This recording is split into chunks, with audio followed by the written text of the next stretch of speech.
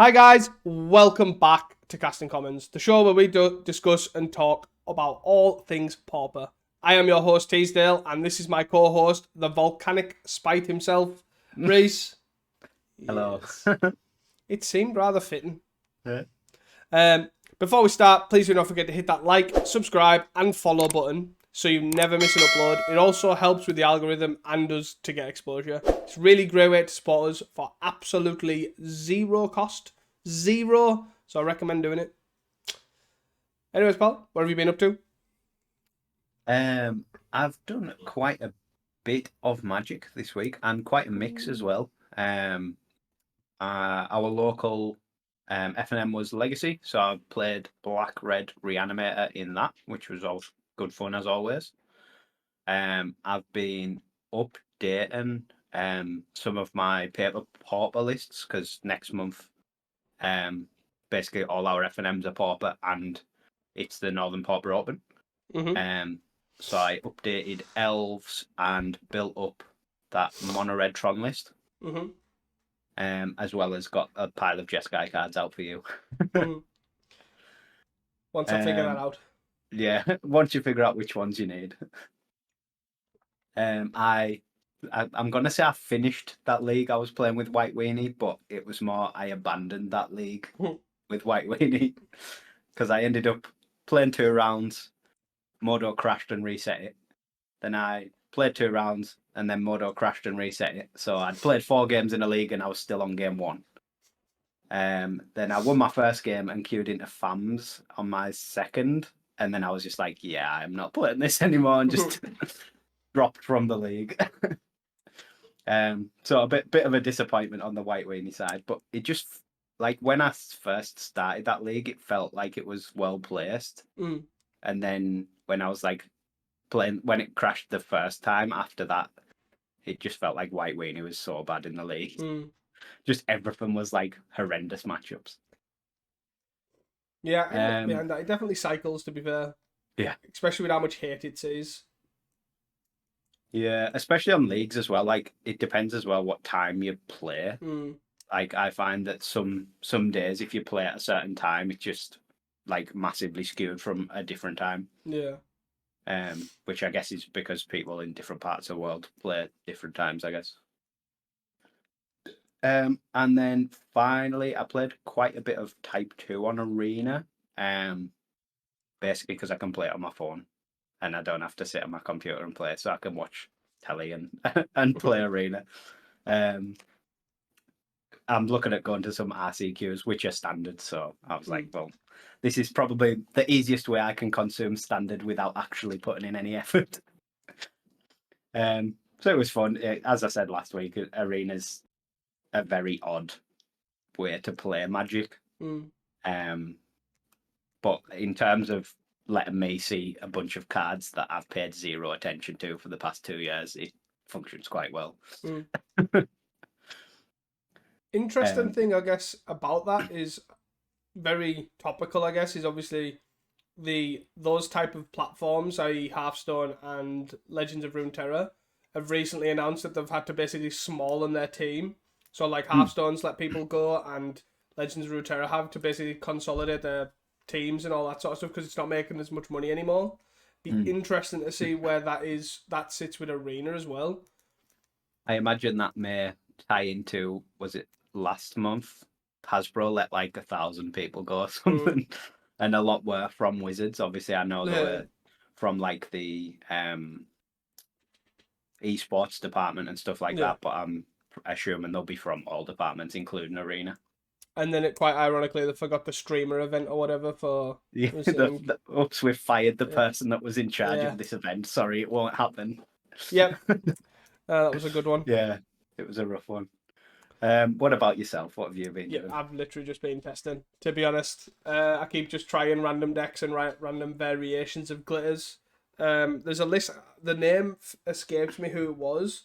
Who is quite a lot this week, or sorry, quite a lot last week. 5-0'd would be essentially blue-white glitters, like identical blue-white glitters, splash and red for Galvblast and Galvblast alone.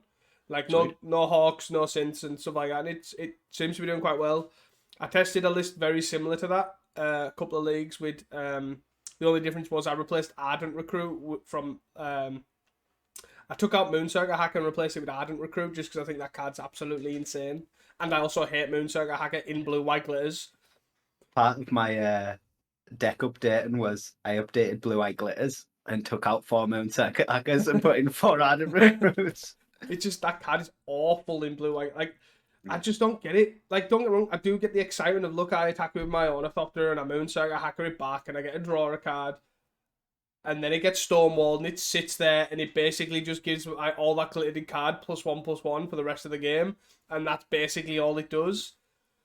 Yeah, Not for it's me. an odd one because it, like you say, it does just get brick wall constantly. Like you get that one hit in with it with either your Gingerbrute or your Ornithopter, and it draws a card and replaces itself. But then, like, I guess it makes you of one minds a bit easier to cast, but Ardent Recruit's a human anyway, and then it sort of gives you glitters +1, which I'm not convinced how relevant that is.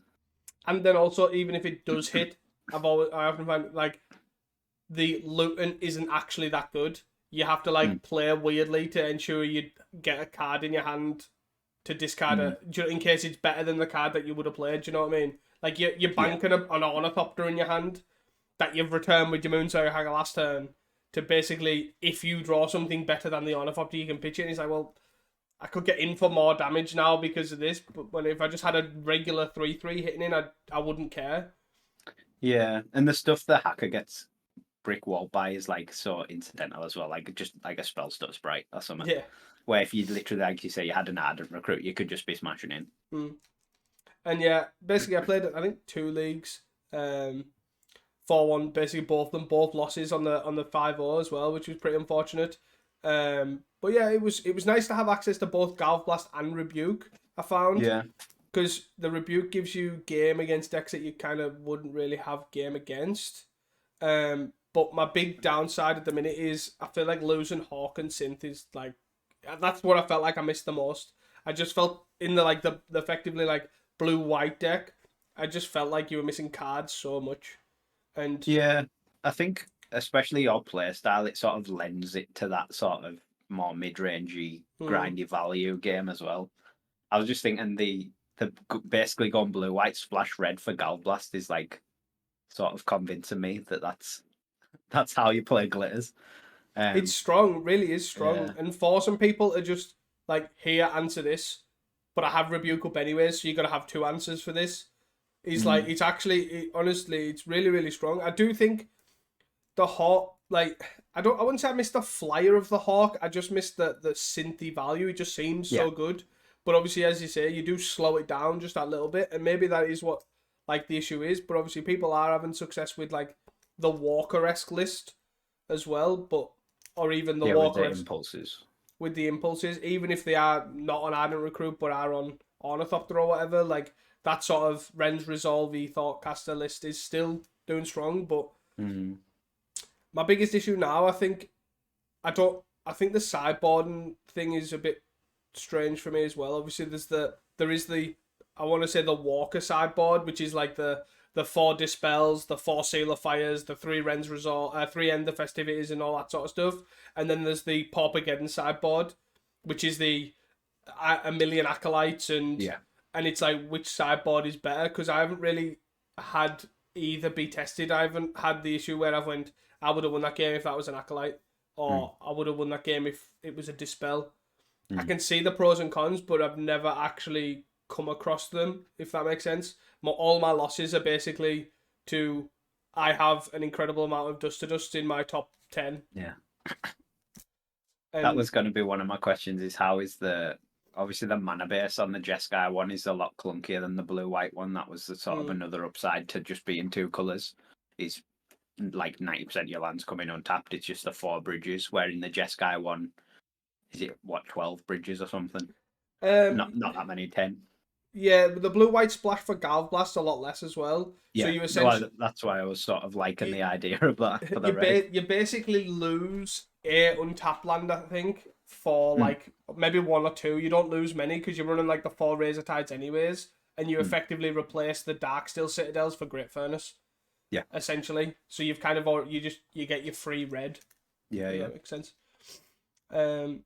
But yeah, and I do think obviously slowing it down with the Hawk synth and the tap lands could be an issue. And I do think as well, my losses to insane, like, I don't want to say insane, but like, I have a lot of dust to dust, Double dust to dust, double and dust to shit dust like that. really Yeah, early, like, small percentage things that there still could have been winnable. Like, I've had more than one game where I've effectively, not necessarily like, there was one game where I got artifact checked, where basically I put an ardent recruit in and I had 2 artifacts in play, and literally they put me, if I drew an artifact that I could cast, they were dead. And essentially I've had that, not to that extent where I had an artifact, but to the point of if I drew this, they were still very dead. So it's like, it's still not as completely backbreaking, if you know what I mean. You still have outs even after double dust to dust as well. So I think I am set on glitters. I think unless the only deck that's gonna sway me is this mono red Tron deck at this moment in time. It literally is the only deck that will sway me. and I've conveniently just built it up. So I do think I will be on some sort of glitters deck, and it's just finding that list. But it is how mid-rangey, effectively, as you say, how mid-rangey I kind of want to go. Do I want to play some synths and glint hawks, or do I just want to try and get people dead? Yeah, I think the biggest thing is how, like, the speed. Like you say, the Jeskai one, if you go full Jeskai, is a lot harder to get under dust to dust. Yeah. Especially if they have more than one. If you go like straight blue white, obviously you lack that sort of removal and like burst damage with the Galv blasts. But you can effectively go under dust to dust pretty well. Just because you can splurge a load of stuff out more. So when your 2 lands get hit or your Mirror Force and your land gets hit, it's not as big of a deal as when like your 2 bridges got hit in Jeskai. Yeah. And after that, the only thing I'm thinking is it's honestly my biggest problem to the point of, do I just have the more rebukes to try and answer the dust to dust, or even something like, so it's like I hadn't just 4 envelops in your sideboard. Like, because dust to dust is genuinely the biggest problem I've found with the deck. And it's your biggest way to lose. Like, removal, you don't really care about. You've got dispels or whatever. Like, Terry, you don't really care about. You've got Rebs and things like that. And also, you just go under a lot of stuff. I just feel like, having respecting dust to dust or double dust to dust, I guess, is probably something that may need to consider. Well, yeah, even if you can count one of the 2, you're in a lot better spot, aren't you? For sure. Especially if they only have one, you count one, it's ideal. So yeah, that's probably where I'm at. It's just trying to figure out the lists, the exact list, but I probably will be on some sort of Jeskai. I am leaning on blue, white, splash, red at the minute. Would you like to move on to some news? Yeah, go for it. So the tournament news first. The Northern Pauper Open is happening on the 18th of February on 2024. Caston Commons will be there. The event is in Leeds and has a cap of 64 players. And over 70% of the tickets are now sold. I believe there's 19 tickets left. If you are considering going, I would recommend buying a ticket now. The link will be in the description below for the event. And the prize is some Post Malone Lands Secret Lair or something like that. That's pretty sick. But I think it is a secret lair anyways. After that, as well as boosters, as well as packs. The Pauper 2K in Binghamton, New York is held at Dragon Master Games. That is on February the 24th. There is also one on April the 6th. They are guaranteed 2K prize pool, $2,000 prize pool to the top 8, and goes to top 16 if they receive 50 or more players. There is a 100-player cap, so if you would like to go, check the description below for all the event information to get your tickets. We will not be attending that one. UK events. There are other UK events that seem to be appearing around the country. I highly recommend following Pauper Dan on Twitter if you live in the UK, as he generally posts and retweets all these sort of UK-based events, so it's great to check them out, as we don't get the permission to basically shout out all these events, so good to check them out. News, I guess, spoilers, obviously. Spoilers are underway. Once again. MKM? Murders at Karlov Manor? Karlov, one of them. And I've realised today that the Cluedo set's also in that as well. which you've obviously kind of. I actually thought there were those fake cards. You know, the people that bot post because of the set symbol looks so The bad. set symbol is absolutely horrendous. It just looks like a custom card. But I also don't know. Well, I don't know if it's a full set, like if it'll have commons or if it's just sort of a arrangement of cards. I have no idea. But there may be commons in the Cluedo set as well. Yeah. Or the Clue set if you're American. Yeah, there is. Yeah, nothing too absolutely nuts or busted as of yet. No Tolarian Terrors, no experimental synthesizers. But there's definitely some stuff that's kind of might make some decks, might not, might worth trying. So yeah, check out the spoiler page and just check out my articles actually. I write about them a lot. Nice plug. Yeah. Actually, it's up today. Or yesterday when it come up. I talk about fish. There you go. Link in the description. Yeah, I won't go that far. I couldn't be bothered finding it. But anyways, would you like to move on to the Saturday challenge? Yeah. Saturday the 20th of January, we had 55 players. First place was Blue Black Control. Second place was Blue Black Control with Dark Rituals. Third place was Kuldotha Red. Fourth place was Mono Red Tron. Fifth place was Boros Synth. Sixth place was another Kuldotha Red. Seventh place was Blue Black Terror. And eighth place was Grixis Affinity. And then the two near misses was ninth was a Jeskai Wildfire, and 10th was another copy of Grixis Affinity.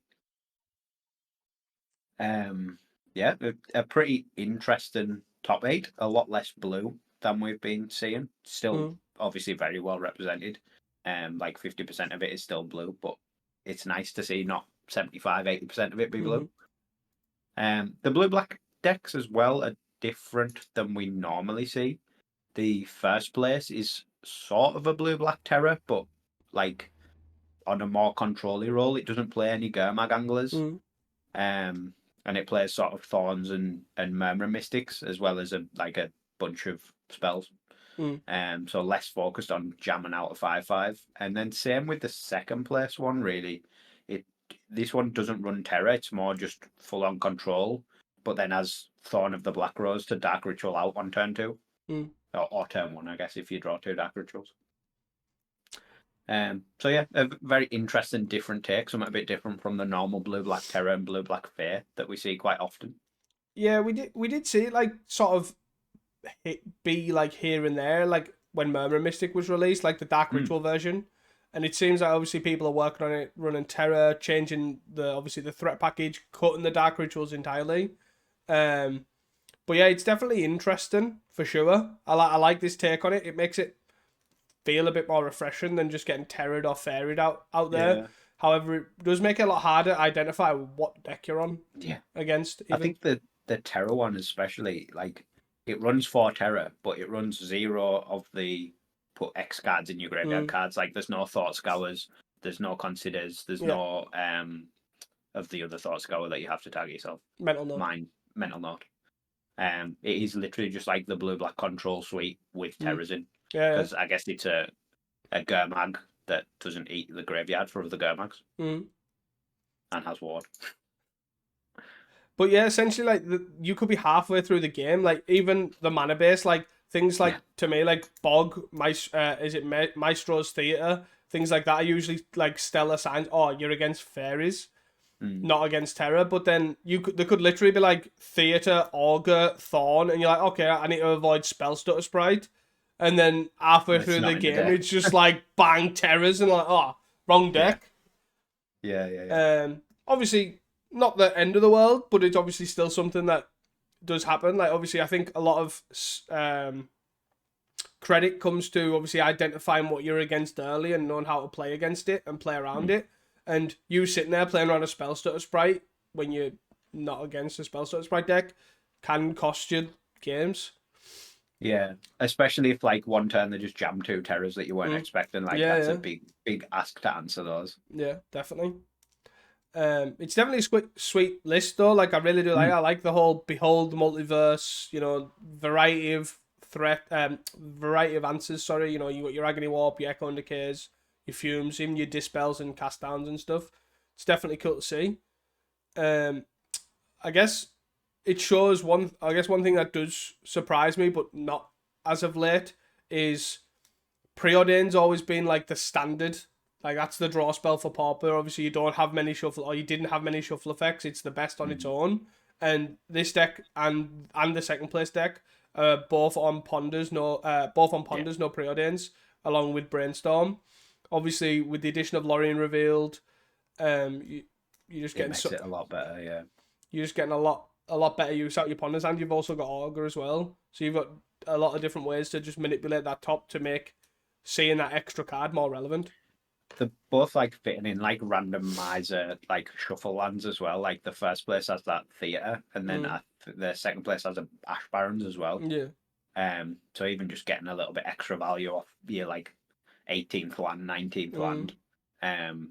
Yeah, it does make a ponder a lot better. An interesting thing I thought was seeing Boros Synth come back. Just out of nowhere, not running glitters, not really running anything new. Just sort of Pauper getting Boros Synth. Yeah. Yeah, it's nice to see it come back. Nice to see it can still compete.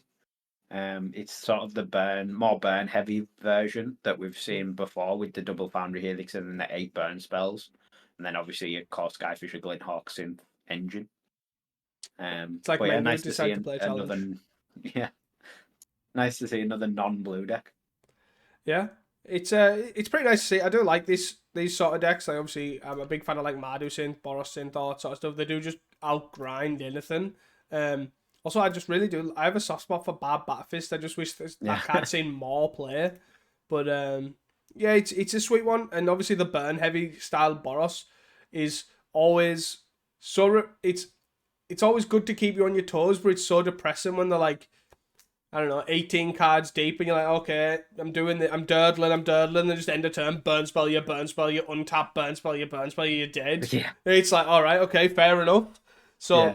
You're like, I'm on 12, they've got nothing in play, I'll be fine. Then you just go Foundry Helix, untap, double Gall Blast. Yeah. For sure. And then I'll let you go off on Mono Red Tron. Yeah. My final thing is obviously it'd be interesting to see if the new Thraben Inspector makes its way into be if copies 5 through 8 is actually reasonable. Yeah, if we need more than 4. Best creature in Pauper, so maybe. Yeah, and my main thing is Mono Red Tron. Like I did actually put it in capitals, to be fair, in the notes. So but yeah, I feel like I'm too blocked up to be excited. But yeah, it's definitely it's awesome to see this deck top 8, to be fair. Yeah. It came 15th, I think. Same pilot. Not the original deck creator, but interestingly enough, the changes to this list are from Kali. They I don't know if the sideboard is, but the main deck is from Kali from his video. Floyza and Kali were speaking in the fams Discord about small changes of what they think they should make, and they came up with basically this change as in cut a Cannonade, incorporate Lembas, and add some Firebolts. And it seems to work out. It was what cut a Cannonade and the 3 familiars. And the 3 familiars. The little fox. Yeah. And add 2 Lembas, 2 Firebolt, 2 Lembas, something like that. So definitely pretty cool to see for sure. And the deck's just strong, like surprisingly so. Like it still looks weird, obviously, with the 3 mines, 3 power plants, because it's definitely still something I'm not used to seeing. But it is cool and it's really fun to play. It's not great against Ponza, can attest to that, but it is definitely fun to play. And even what is super cool is the weird the self-assembler. Put it on the get a self-assembler. You have 2 in your hand or whatever, and then you basically put one at the bottom and search it again. He's so funny with Volcanic Spite. It's like, is this a core gate brainstorm situation? Because it feels like it. It's a sweet interaction. Deck is fun if you do want to try something Tron-y that is not Flickertron, not Ultratron, not mind-numbingly depressing. This is it. It is a fun one. You don't have to click for days. Nope. Your best clicking is right click, always yield to basically anything you're playing. Other than that, you're good. That's it. That's all you got. Yeah. So, anything else you would like to add?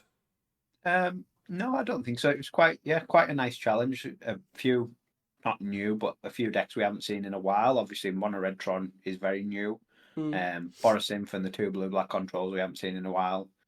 The rest of the top 8 is fairly stock with your Grixis Affinity, your Terra, your Kuldotha. Interestingly, no glitters in the top 10. I think we're still, which is a bit surprising nowadays. Oh, we're actually on a complete lull as well. There's only 3 copies of all that glitters in the whole challenge. And one of them is on Bogles. There's a blue white, which was the highest place glitters as well in 17th. Yeah, you've got 51st is essentially the blue white red sort of list that we were talking about, splashing just Galv Blast from the looks of it. But other than that, you've got, as I said, you've got the Bogles in 17th, just missing out on that top 16. So definitely a big lull. And yeah, the only other one that I noticed was missing mainly from the top 10 was Colgate. But the rest of the top 16, there was quite a lot of Colgate. I think 3 or 4 decks in just the top 16. No, 2. Still pretty good going. That is all from me. Move on to Sunday's challenge. Yeah. Another spicy one, to be honest. It was Sunday the 21st of January, which had 70 players, so a decent number of players. First place was Turbo Fog. Let's go. Second place was Black White Blade. Third place was Blue Black Terror. Fourth was Grixis Affinity. Fifth was Blue Black Fair. Sixth was a Jeskai Glitters. Seventh was Blue Black Fair, and eighth was Kuldotha Red.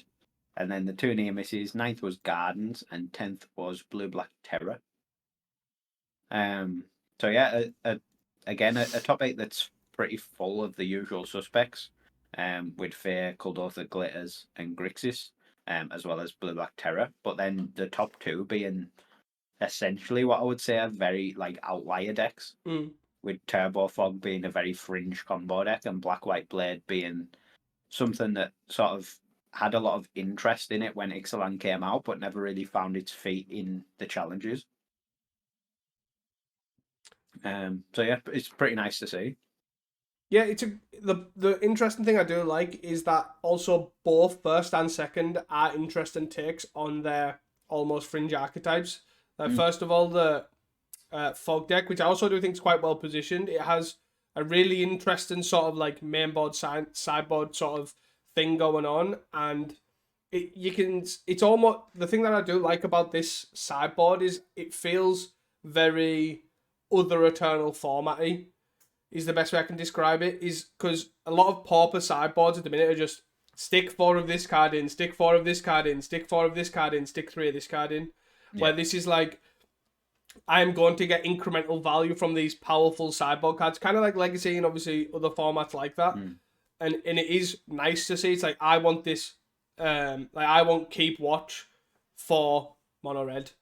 What card is not good against Mono Red? X. I'm going to just make that small change, and then when I do see it, it's great. And it's kind of that sort of dynamic which I really do like. And it's not that polarizing sort of oh, okay, I lost because I drew all my 4 copies of Dust to Dust and 2 Cast into the Fires or whatever. And it's nice. It's very refreshing to see, even though it is Turbo Fog. It's not the best deck to play against. But yeah, deck is sweet and definitely a cool list. And then I guess moving on to the second place deck, it runs 4 Hopeless Nightmare. It's not on the initiative. It's not on out. It's just it's more like Black White Ephemerate, but with the Glinthawk Core Skyfisher package plus a Hopeless Nightmare, which is weird as out, but cool to see. And no Ephemerates. Yeah, and no Ephemerates, of course. Yeah, it's an interesting one. It's an interesting sort of synthy type card. It's sort of like a reverse synth. Because your opponent loses a card and loses 2 life, rather than you gaining a card and maybe making a guy. So it's an interesting one. I imagine if you can play one and then bounce and play one pretty early, it's going to get pretty annoying. I guess the only thing is it's obviously not an artifact, Yeah. so it doesn't really work very well with your Glinthawks. Yeah, it's more just a core Skyfisher combo. that was the thing that I found. Like, it's not an artifact. You can't sacrifice it to like Deadly Dispute. You can't bounce it obviously with Glinthawk, as you've mentioned. So it just feels like it might just sit there. But I guess maybe the sacrifice Scry 2 might be worth some. But I can't say I've ever really done that much with Omen of the Dead, which also does the same thing. It would be quite a nice one if it was an artifact, obviously, because the Scry 2 is just on dies. So like if you sack it to Deadly Dispute, you could like Scry 2, etc. But yeah, it feels like it's almost there. Like it does feel very synthy, but just being an enchantment to me makes it seem a bit clunkier. But obviously worked in this case because second place. I guess on the counter thing of that, the thing that's interesting at the minute is, say like Glitters decks, they often go really down on cards, and then the last two cards in the hand or whatever are very important. Yeah. So like hitting what usually that card you're gonna hit is either a Mirror Enforcer or an All That Glitters. So in that particular scenario, it sounds quite interesting. If basically it's 1 mana opponent discards Mirror Enforcer or All That Glitters, sure, I'll take it.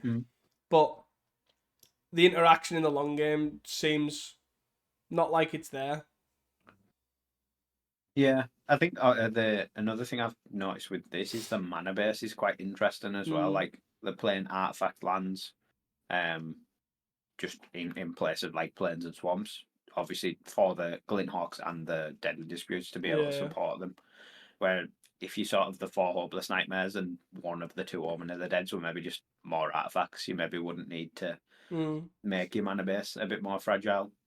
Yeah, and again, the split's also strange. You've obviously got the 4 Titan Blades, which are fairly, you probably wouldn't go home without 4, but then two Lembas, 3 Wellspring, and then 1 Candy Trail. Interesting how they ended up on that number. For sure. Especially at the moment, it seems like most of the other decks sort of playing this type of engine, like Grixis Affinity, are like super high on Candy Trails at the moment. Just because 1 is so much more efficient to cast than 2. But yeah, interesting deck for sure. Yeah.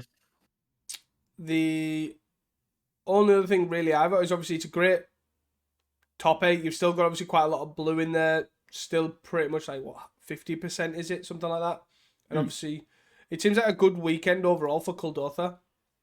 That's 3 in the both challenges, like 1 in this one and then 2 in the Saturday. Yeah. It's still a very strong day.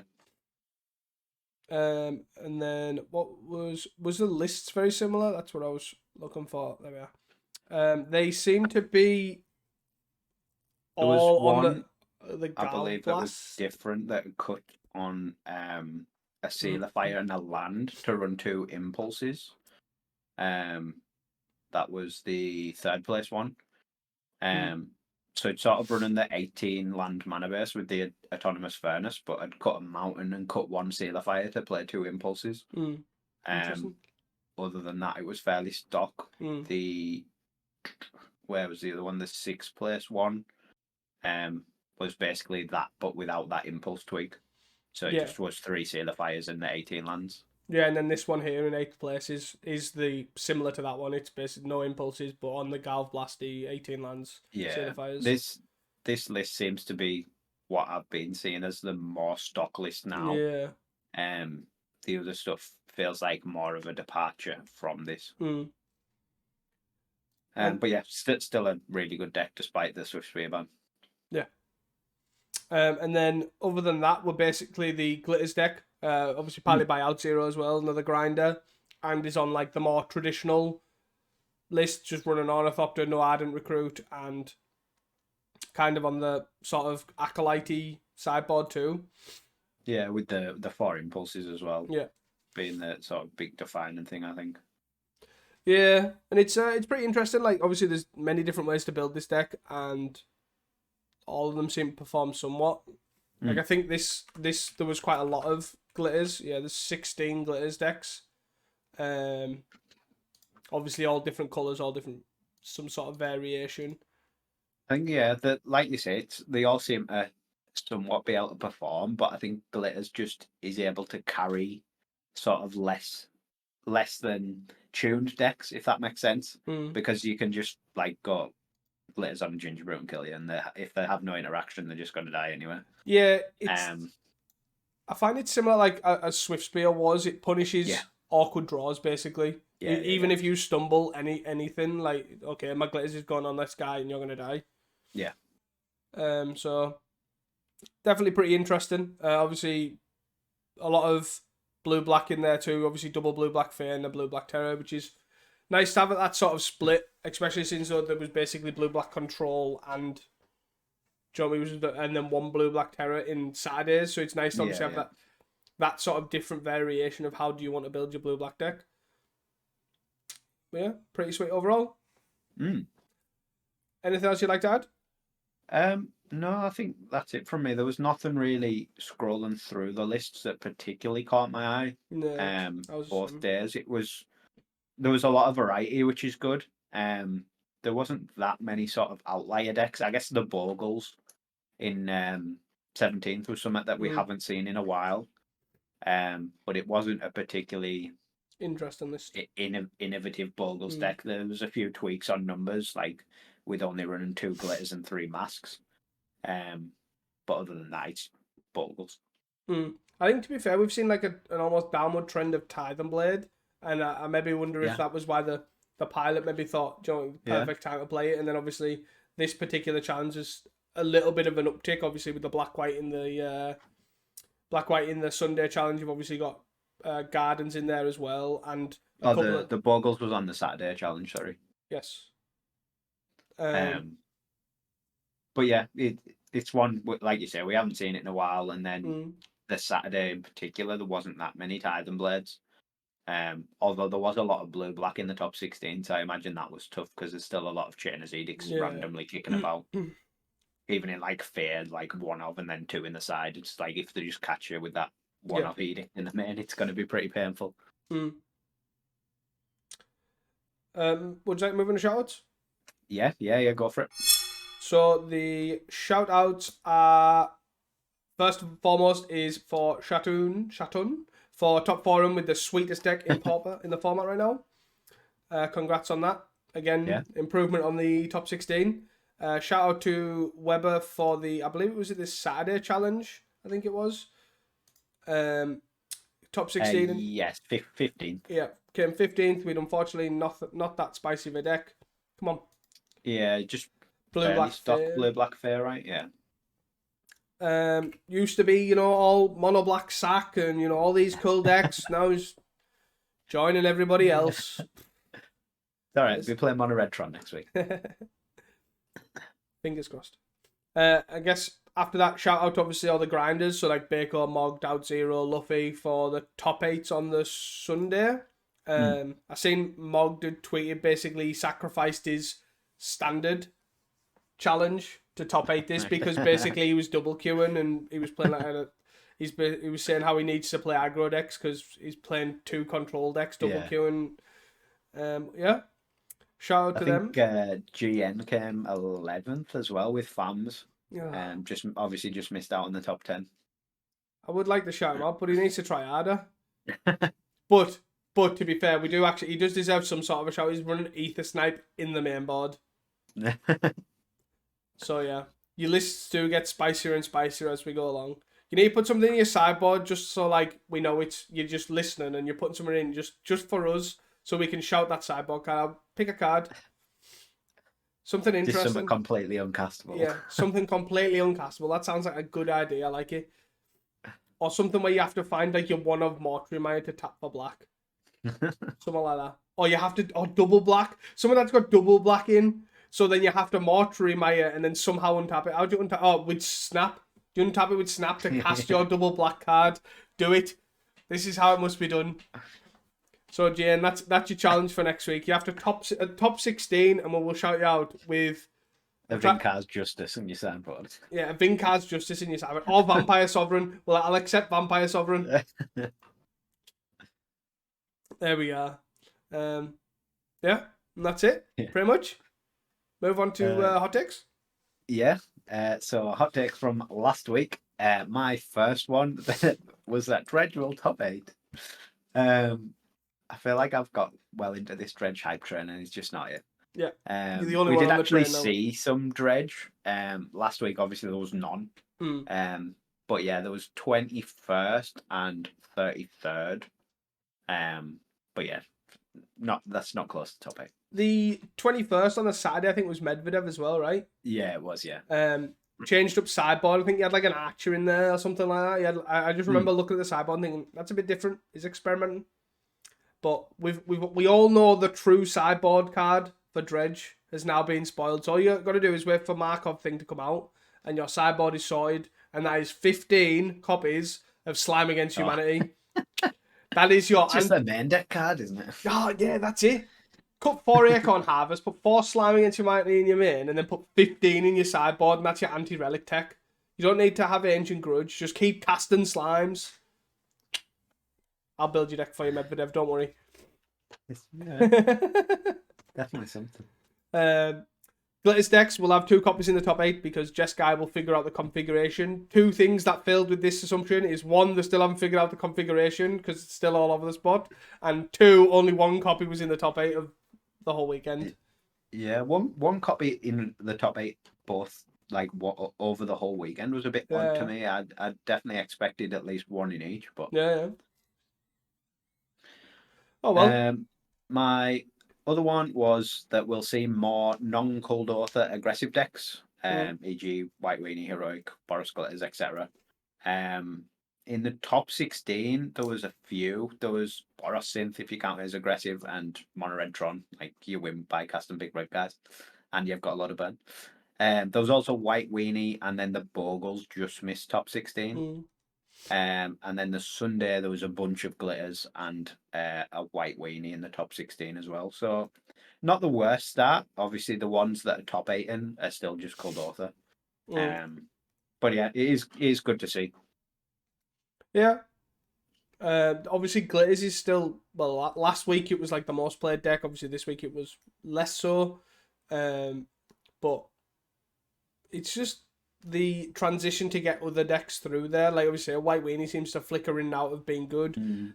Like Bogles and Heroic just, I just don't think they're very well positioned at the minute, unfortunately. No, I think White Weenie's the closest. Obviously you've got that Boros Synth as well with the burn package sort of making it more an aggressive style. But every week we seem to have a White Weenie like somewhere around the top 16. Yeah. But yeah, it would just be nice to have more like other aggro decks as well. Yeah, it just makes it a lot better for us, for sure. Makes it more interesting for us to cover. My final one was obviously the only 2 aggressive decks would be Glitters and Cold Author, and there were to an extent in the top 8. I guess depends on what you count as aggressive, but other than that, there was, again, as we've already talked about. We have made a start in going up in the top 16, obviously with the White Weenie and things like that, but hopefully more diverse just makes it more interesting for us, for sure. Yeah, I think, Glitters and Cold Author are definitely the 2 most represented aggro decks by a long margin. There are obviously these little fringe other decks, but it would be nice to see more of the other. For sure. Hot takes next week? Yes. My first one is that we'll continue to see more fringe decks appear in top 8s. Obviously, last week we had that Elves challenge. We've got Fog and Black White Blade this week, as well as the blue black control decks. Really, I would call fringe because they're just very different from our normal blue black decks. So yeah, more stuff like that would be nice. For sure. Mine is another mono-coloured Tron deck will be in one of the top 32s. I've just got a feeling in my bones. Everyone's settled on the mono red. The hype's up here. Floyd's is like, you know what? I've brewed this deck and it's all the way up here. I'm going to build somewhere else. And then I'm going to get Shat on a play and he's in the top 16 with it. That's what's going to happen. My vote's old school. We'll go mono green. Just slam a load of big guys again. I'd accept that. I'd also accept some mono black or mono white. I seen Apper had made a video on it. Mono white Tron with like whatever that 6 mana white card's called, Imperial Oath. is it? Oh yeah. And Yeah, yeah, Eagles of the North and things like that. There you go, big white Tron. Woo! Well, you can just play this mono red Tron, right, and just change all the red cards to white It's cards. basically the same thing. You just, instead of the monarch guy, you put in the initiative guy. There you go. Instead of your burn spells, you put in like Journey and O-ring. There you go. We're sorted. Deck is someone Built come on, itself. come on, someone get on this. Get in the challenge. Yeah. My last one was that Colgate will be back in both top 8s next week. Obviously, there was plenty in the field, but none quite getting there to the top 8. And I think it's just been essentially a top 8 staple for that long. I can't see it not coming back next week. So, I think because Tron is going to be absolutely insane next week, and everyone's going to play it because it's actually really good, that Terra's going to be the best blue deck. That's it. So Colgate, you just gotta.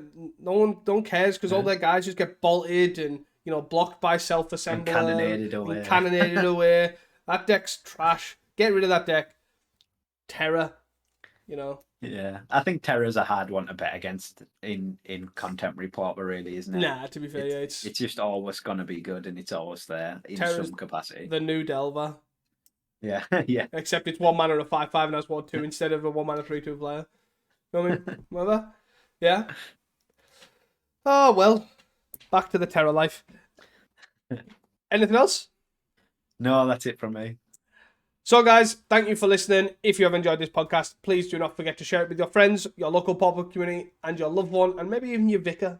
I think I might have already done that. Maybe your choir. I don't know. I'll probably do it. But again, before we go, please do not forget to hit that like, subscribe button. It really does help for exposure and helps the lovely algorithms. And that is all from us at Cast and Commons. Until next time, and don't forget to stay hydrated. Peace. Bye.